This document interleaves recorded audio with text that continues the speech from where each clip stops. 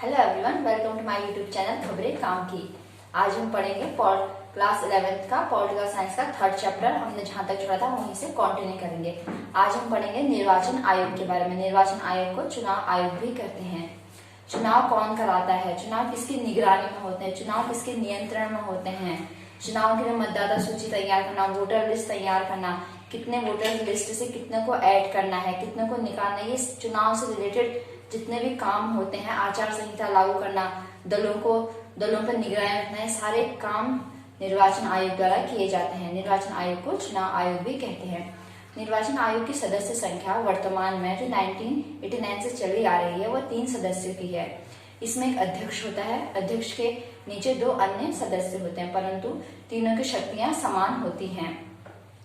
शुरुआत में यह व्यवस्था एक सदस्यीय थी, पर टाइम के साथ कभी बहुसदस्यीय हुई, फिर दोबारा एक सदस्यीय कर दी गई, फिर बहुसदस्यीय हुई, अभी भी बहुसदस्यीय चल रही है। अब हम जानते हैं निर्वाचन आयोग के बारे में। निर्वाचन आयोग भारतीय संविधान का अनुच्छेद 324 निर्वाचन आयोग के बारे में बोलता है। निर्वाचन आयोग के काम, उनके सैलरी, जजेस के जो निर्वाचन आयुक्त होते हैं उनकी सैलरी, उन चुनाव संबंधित सारे काम में निर्वाचन आयोग के सारे काम आर्टिकल 324 में हैं।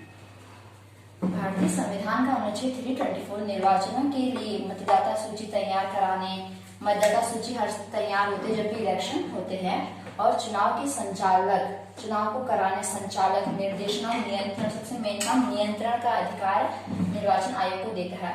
अगर कोई चुनाव के नियमों का उल्लंघन करती है कोई पार्टी या कोई उम्मीदवार, तो चुनाव आयोग उसको हटा सकते हैं।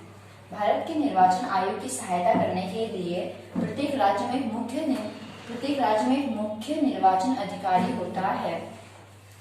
भारत जो चुनाव आयोग होता है पूरे भारत का एक होता है। भारत के चुनाव आयोग की सहायता करने के लिए हर राज्य में एक मुख्य निर्वाचन अधिकारी होता है।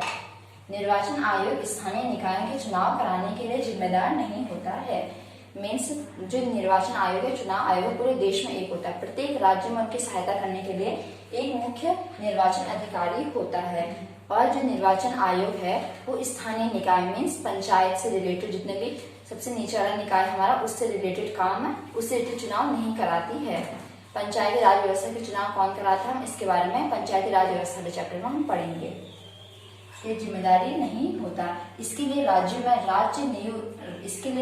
राज्य निर्वाचन आयुक्त होते हैं। निर्वाचन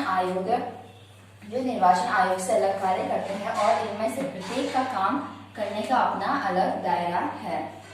मतलब निर्वाचन आयोग स्थानीय निकाय के चुनाव नहीं कराता है, और इनके चुनाव कराने के लिए राज्य में राज्य निर्वाचन आयुक्त होते हैं। भारत का निर्वाचन आयोग एक सदस्यीय हो सकता है, बहुसदस्यीय भी हो सकता है। 1989 तक यह एक सदस्यीय था। मतलब जब हम 1950 से 1989 तक निर्वाचन आयोग एक सदस्य था, मतलब एक सदस्य था उसमें। तथा 1989 के आम चुनाव से पहले, 1989 थे उसके आम चुनाव से पहले अन्य निर्वाचन आयुक्तों को नियुक्त कर इसे बहुसदस्यीय बना दिया गया। इसमें एक था 1989 के चुनाव से पहले इसमें 2 सदस्यों को और ऐड करके इसे बहुसदस्यीय बना दिया। आपको याद रखना है कि टोटल संख्या कितनी है, 3 है। एक होते हैं मेन हेड होते हैं और 2 अन्य सदस्य होते हैं। 1993 में वो निर्वाचन आयुक्तों को नियुक्त किया गया, तब से बहुसदस्यीय बना हुआ है। पहले 2 सदस्य मैंने आपको बताया, बहुसदस्यीय बना दिया गया।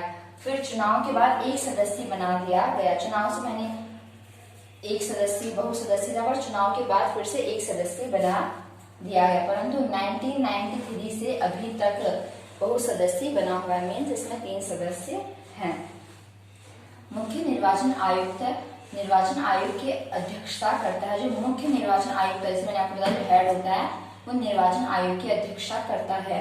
एक संस्था के रूप में चुनाव संबंधी सभी निर्णय में तीनों सदस्यों की शक्तियां समान है। मीन्स जो भी चुनाव से रिलेटेड जो भी निर्णय है, जो भी उससे रिलेटेड बातें होती है, उनमें तीनों की पावर्स इक्वल एंड सेम है। उनकी नियुक्ति राष्ट्रपति द्वारा, मतलब जो 3 सदस्य हैं इनकी नियुक्ति राष्ट्रपति द्वारा मंत्री परिषद के परामर्श पर की जाती है। मीन्स मंत्री परिषद उन्हें नाम देती है, उनके परामर्श से उनकी नियुक्ति करता है राष्ट्रपति।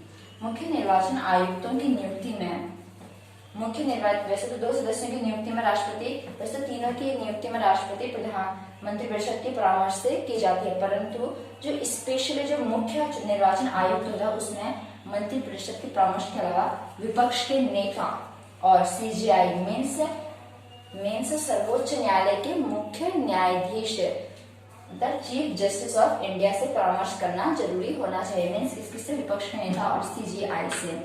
इनका जो कार्यकाल होता है वो 6 वर्ष या 65 वर्ष का होता है, इनमें से जो पहले खत्म हो।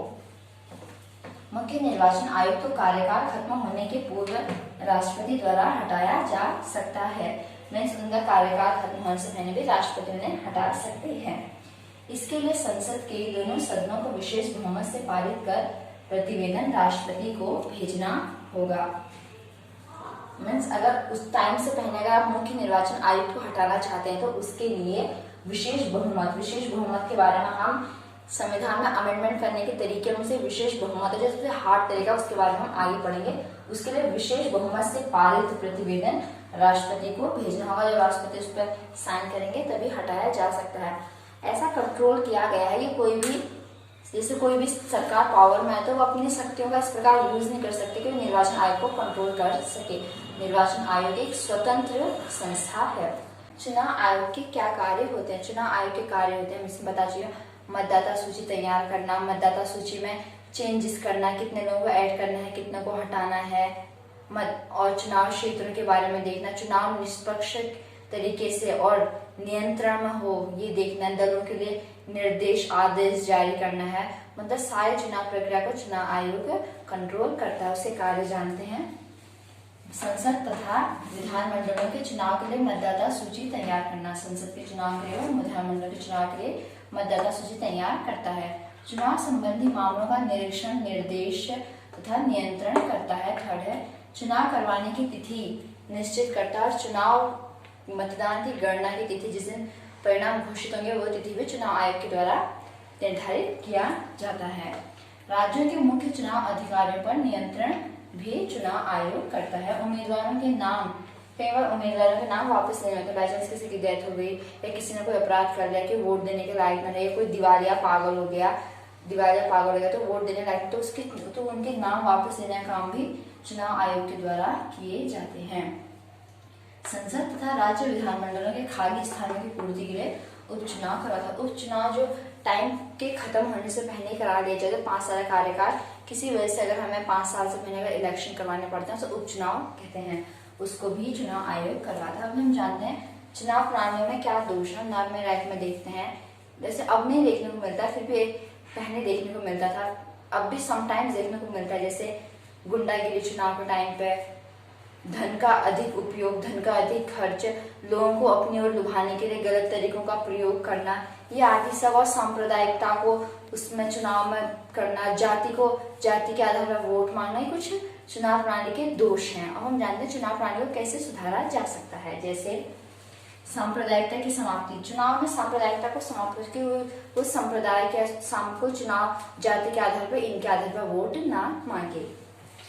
उचित कानून, चुनाव से रिलेटेड उचित कानून बनाने चाहिए। अगर कोई चुनाव के नियमों का उल्लंघन करता है तो उसे क्या सजा मिलनी चाहिए, उसके लिए उचित कानून होने चाहिए। थर्ड है हमारा चुनाव खर्च। चुनाव के खर्च इंपॉर्टेंट है, चुनाव के खर्च को नियंत्रित करना चाहिए, जिससे कोई ज्यादा रिच नहीं है, अगर वो भी चुनाव में खड़ा होना चाहे तो वो भी खड़ा हो सकता है। चुनाव के खर्च को लिमिटेड करना चाहिए, नियंत्रित करना चाहिए। फोर्थ है जनता, सबसे मेन पॉइंट है जनता में जागरूकता। अगर हम लोग जागरूक होंगे, ना हम सांप्रदायिकता का शिकार होंगे, ना हम जाति के आधार पर वोट देंगे, हम एक जागरूक नागरिक हर चीज देखता है, एक पढ़ा लिखा नागरिक। जनता में जागरूकता उत्पन्न की जाए ताकि लोग जाति, धर्म, भाषा के नाम पर वोट न देकर योग्य उम्मीदवार, जो उस वोट का असली हकदार है, जो योग्य है, उसी को अपना वोट दें। शिक्षा का प्रसार, शिक्षा किसी भी काम को करने के लिए, शिक्षा एक मनुष्य के जीवन का सबसे महत्वपूर्ण हथियार कहना। अब्दुल कलाम ने कहा था कि education is the most powerful weapon to change the world. अगर आप अपने समाज को बदलना चाहते हैं, कि आप चाहते हैं ऐसे चेंजेस हो कि मैं ये करूंगा, तो उसके सबसे मेन है एजुकेशन। हम जानते हैं शिक्षा का प्रसार इतना हो कि मतदाता किसी झूठे प्रचार के चक्कर में न फंसे और सोच समझकर प्रयोग करे। अगर एजुकेटेड इंसान होगा, उसके सामने आप कैसे भी चुनाव प्रचार करेंगे, ये करेंगे, ऐसे ऐसे घोषणाएं करेंगे और गलत तरीकों से इस्तेमाल करेंगे कि उसमें सांप्रदायिकता को ऐड करेंगे, जाति को, तो एक एजुकेटेड इंसान ऐसी चीजों में नहीं जाएगा। वो अपने दिमाग से, वो अपने सोच विचार से फैसले लेगा, तब वो मतदान करेगा। ये था हमारा चुनाव से रिलेटेड चैप्टर।